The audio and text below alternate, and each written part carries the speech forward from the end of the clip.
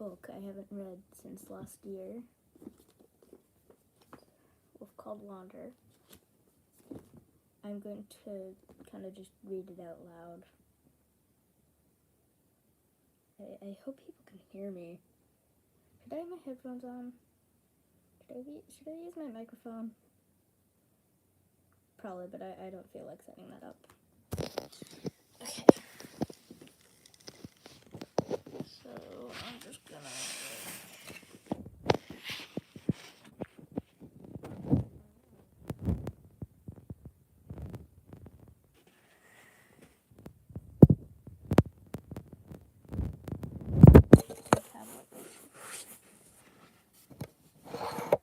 There we go. Wolf Called Wander, Chapter 1, Pack. I begin in darkness, and my nose tells me everything I know. I have a brother, Sharp, bigger than me and all grown.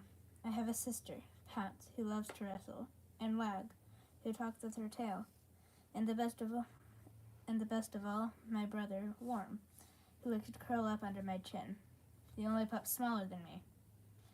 I nose each one of them, and the dampster above the dry grass below. I circle the den while the others drowse. I take test runs up the tunnel. They call me Swift because I was the first to stand up and walk. Wherever my legs take me, I always circle back to the empty, hollow spot in the center of the den that smells like home, like the thing I can never smell enough. And then she comes out of the wind, the best of all smells, Mother. She turns around once, nose touching each of us in turn, and then lies down in her hollow. Sharp, Pounce, and Wag dive for her belly to drink. I could have been the first, but Mother's fur is full of smells, from her hip to her shoulder, and her warm, growly breath. She holds smells with no name, smells that make me want to push beyond the place at the mouth of the tunnel where Mother has said, "Do not pass," and put my nose where the light comes from. I am late for lunch. Worm creeps toward the last drinking spot. I lunge for it, and then... You know what? Oh wait, there are actually people watching? Wait, there are actually people watching. I didn't think people would actually start watching. Hello. Okay.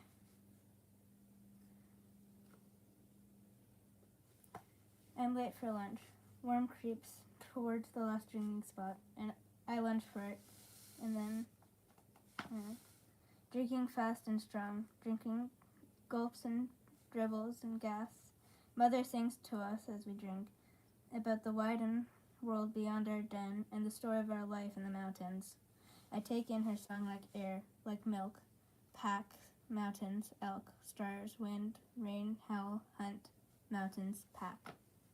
As always, Worm squirms under me, his low to the ground way. He whimpers and pushes his head under my chin. Pop. My drinking spot is gone. Belly half full, I move on. I do not even try Sharp. He is big, and there's a bite behind all the loudmouth yowling. I nudge Pounce, but she steps on my head. Wag gives up her drinking spot when I push her away. Wag pushes Pounce, who pushes Sharp, and when he turns to Worm, teeth bared, and growls, the one word we all know, mine. Worm creeps away and curls up in the back of the den, alone. One by one, we slide full-bellied into dreams. Before I do, I catch a sweet smell that gives me no peace. I yawn, lift my nose, and yes, there's no more milk, and yes, there's more milk. I can claim it. More, and if I drink it, I'll grow to be even bigger than Sharp. I find just one swallow in every drinking spot, and I now know the one thing my brothers and sisters do not. Hind milk is the sweetest of all. I lick the last drops from my chin and curl up my body around Worm so they will not step on him in the dark. Tell me again, I say to Mother. I point my nose to the tunnel. When can I go outside? And then, with a picture.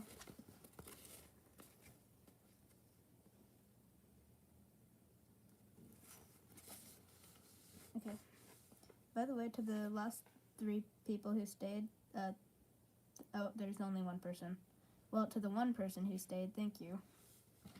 It's wild and hungry out there on the home ground, Mother says, and you are tender and tasty, my wolfling, my own.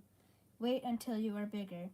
She sighs at the soft pool of light that has spilled through the do not pass onto the den floor. Wait until you have a fighting chance. I stretch my nose towards the light and stifle the yawn that comes with the stretch. I do not want to wait. My sisters and brothers breathe slow, deep breaths of sleep. My head bobs, but I fight. Tell me more. The pack belongs to the mountains, and the mountains belong to the pack, she begins, and the wolf star shines on us all. I listen, but the long and winding slide into dream carries me away. And so I sleep, and wake, and eat, and sleep, until the time when I wake and Mother is gone.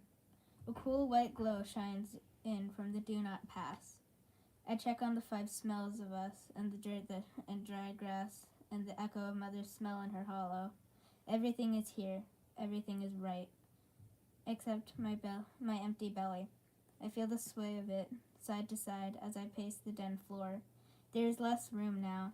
No smells to smell, only longer bodies to trip over, and Sharp is the biggest of us all.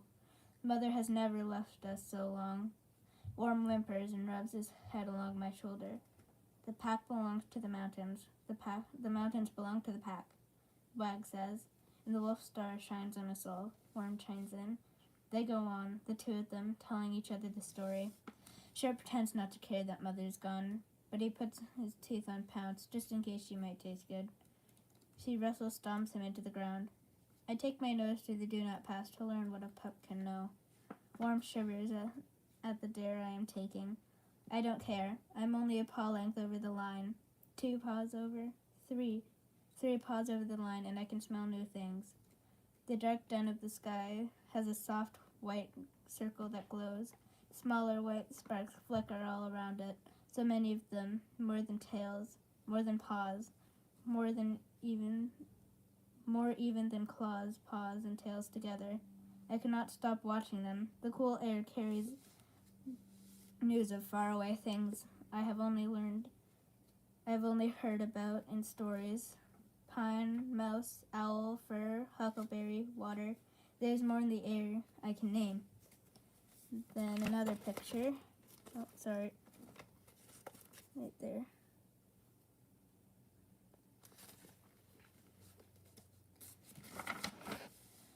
I inched forwards against Worm's nudge of warning. Do not pass.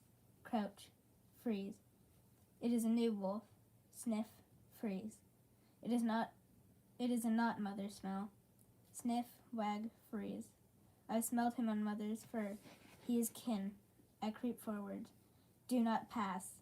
Worm is long gone to the back of the den, but I can't keep the wag out of my tail. It thwaps on the den roof and rains down dirt. Hush. Nose to the ground. I do not mean to bow down. His voice pulls me down. Then once again, picture. Listen, he says. Listen, he says, not so harsh this time. My ears turn. The wind brings sound along with smell. Whoosh, creak, pop. From the wind in the trees nearby. Hoot and scurry from farther off, and then howl. My fur goes up all over. It is a sound from my dreams.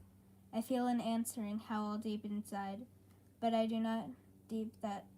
not so deep that the pup watcher can't see it about to come out. Hush, he says. Hush. I swallow my howl and sit on my wag. I wait, hunger forgotten. In the wash of new sounds, the pup watcher waits too. He paces slowly, a gray shape in the circle of the trees.